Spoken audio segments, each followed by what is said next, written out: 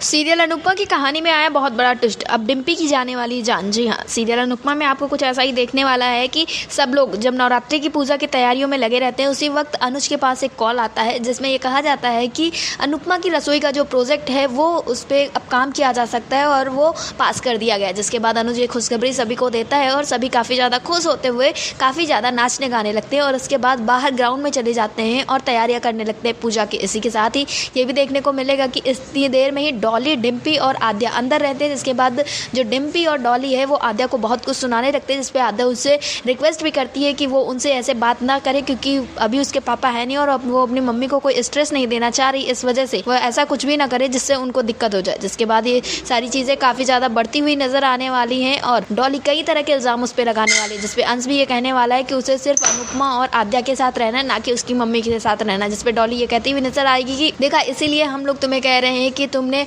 एक माँ को एक उसके बेटे से दूर कर दिया है। जिसके बाद झगड़ा काफ़ी ज़्यादा बढ़ जाता है और अंश को दोनों अपनी अपनी तरफ खींचने लगते हैं। जिसके बाद गलती से डिम्पी गिर जाती है और वो जाके हवन कुंड में लड़ जाती है और उसके सर पे चोट आ जाती है और वहीं पे एक लकड़ी बाहर आती है और जिसके बाद से पूरे उस जगह पे आग लग जाती है और डिम्पी उस आगों की चपेटों में आने वाली है। जिसके बाद आद्या जो है वो अंश को तो किसी तरह से बचा लेती है, लेकिन डिम्पी को भी बचाने की पूरी कोशिश करती है, लेकिन उसको बचाने में वो सफल नहीं हो पाती है। जिसके बाद ये सारी चीज़ें होती है और उसके बाद जो शाह परिवार के सदस्य हैं वो पुलिस को वहाँ पे बुला लेते हैं और आद्या को अरेस्ट करने के लिए कहते हैं। जिसपे अनुपमा खुद ये कहती हुई नजर आएगी, पूछताछ करनी है तो आप कर लीजिए, लेकिन यहाँ पे आपको कुछ मिलने वाला नहीं है। लेकिन डॉली इन सारी चीज़ों के पीछे काफ़ी ज़्यादा पड़ी हुई है क्योंकि मीनू की शादी अनुपमा ने करवाई, इस वजह से वो अनुपमा के पीछे पड़ी हुई है और उसने वैसे भी कह रखा था कि वो उसकी बेटी के पास कभी उसे नहीं रहने देगी। जिसके बाद ये सारी चीज़ें होती हैं और आद्या ये सारी चीज़ें पीछे से देख रही होती है और तब अनुपमा ये कहती है अगर कुछ निकलता है तो मैं खुद उसे जेल में भेज के आऊंगी। ये सारी चीज़ें आद्या को काफ़ी ज़्यादा बुरी लगती है, वो काफ़ी ज़्यादा डर जाती है और शायद अब जो आद्या है वो घर से एक बार फिर से भाग जाएगी और अनुपमा से फिर से काफ़ी ज़्यादा नफरत करने लगेगी। तो आगे